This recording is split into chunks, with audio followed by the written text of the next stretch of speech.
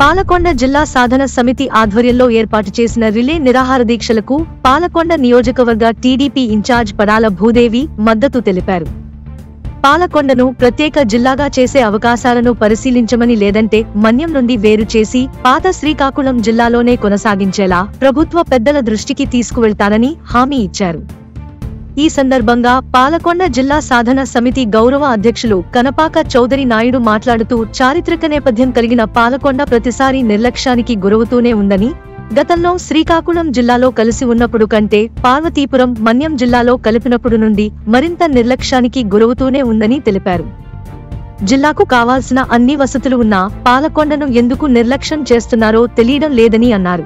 గతంలో శ్రీకాకుళం జిల్లాలోనే అతిపెద్ద రెవెన్యూ డివిజన్ గా పాలకొండ ఉండేదని, ఆ రెవెన్యూ డివిజన్ ను ముక్కలు చేసి పాలకొండను మన్యం జిల్లాలో కలిపారని, ఇది న్యాయమేనా అని ప్రశ్నించారు. గతంలో జిల్లాల విభజన అంశం తెరపైకి వచ్చినప్పుడే పాలకొండ సాధన సమితి ఏర్పాటు చేసి పోరాటం చేశామని, ప్రస్తుత కూటమి ప్రభుత్వం గతంలో అశాస్త్రీయంగా జిల్లాల పునర్విభజన అంశం ఉందని, వాటిని గాడిలో పెట్టే ప్రయత్నం చేయడంతో మా సాధన సమితి ఆధ్వర్యంలో పోరాడుతున్నామని తెలిపారు.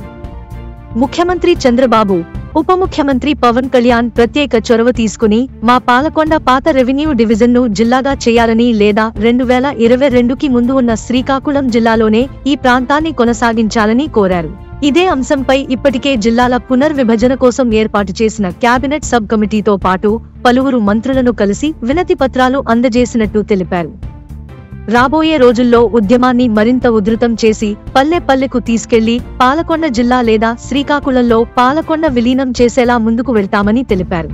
నా పేరు కనపాక చౌదరి నాయుడు. పాలకొండ జిల్లా సాధన సమితి గౌరవ అధ్యక్షుడిగా నేను ఉన్నాను. ఈ పాలకొండ సాధన సమితి అనేది 1920లో ఎప్పుడైతే పాలకొండ జిల్లాల విభజన అశాస్త్రీయంగా, అసంబద్ధంగా ఏర్పడేది ముక్కలు చేస్తారో శ్రీకాకుళం జిల్లాని, రాజుల కాలం నుంచి వచ్చిన ఈ పాలకొండని డివిజన్ కూడా ముక్కలు చేసిన సందర్భంగా సాధన సమితి ఏర్పడి నేటికి 5 సంవత్సరాలుగా సుదీర్ఘమైన పోరాటం చేస్తూ ఉన్నాం. కొత్త ప్రభుత్వం వచ్చిన తర్వాత వాళ్ళు రిఫార్మేషన్ కమిటీ ఏర్పాటు చేసి అప్పుడు జరిగిన తప్పులను సరిదిద్దామని వాళ్ళు ఇచ్చిన పిలుపు మేరకు మేము మా విజ్ఞాపన పత్రాలని సంబంధిత మంత్రులకు, అధికారులకు సమర్పించడం జరిగింది. మరి ఈ మధ్య మళ్ళీ ముఖ్యమంత్రి గారు ఈ విషయంపై దృష్టి సారించాలనే ఉద్దేశం చేత మేము మళ్ళీ మా కోరికను తెలియజేయడానికి శాంతియుతంగా ఈ రిలే నిరాహార దీక్ష ఉద్యమాన్ని మేము కొనసాగిస్తూ ఉన్నాం. ఆంధ్రప్రదేశ్ అనేది 5 సంవత్సరాల రాజధాని లాగా ఎలాగైపోయిందో ఇప్పుడు పాలకొండ ప్రజలు అటు శ్రీకాకుళం కాక, ఇటు పార్వతీపురం కాక మధ్యని కొట్టుమిట్టాడుతున్నారు. అటుపక్క వాళ్ళు సుట్టుతో కొడుతుంటే ఇటుపక్క వాళ్ళు రంపం తెచ్చి పాలకొండ వాళ్ళని చాలా నిర్బంధన చేస్తూ ఉన్నారు. ఈ నిర్బంధన తొలగించి పాలకొండకి స్వతంత్రంగా ఉండే ఒక జిల్లాని ప్రకటిస్తే పాలకొండ మనుగడకి దోహదపడిన వారు అవుతారు. గౌరవ ముఖ్యమంత్రి గారు, గౌరవ డిప్యూటీ ముఖ్యమంత్రి గారు చంద్రబాబు నాయుడు మరియు పవన్ కళ్యాణ్ గారు ఈ విషయంలో తాము ఎలక్షన్లో ఇచ్చిన హామీలను నిలబెట్టుకోవడానికి వాళ్ళు తప్పగా పాలకొండ జిల్లా చేస్తారని మేము కోరుతూ ఉన్నాము.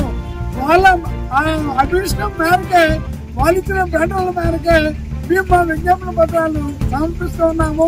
పవన్ కళ్యాణ్ గారిని, చంద్రబాబు నాయుడు గారిని, పవన్ కళ్యాణ్ గారిని మేము ఇప్పటికీ ఆరాధిస్తూనే ఉన్నాము.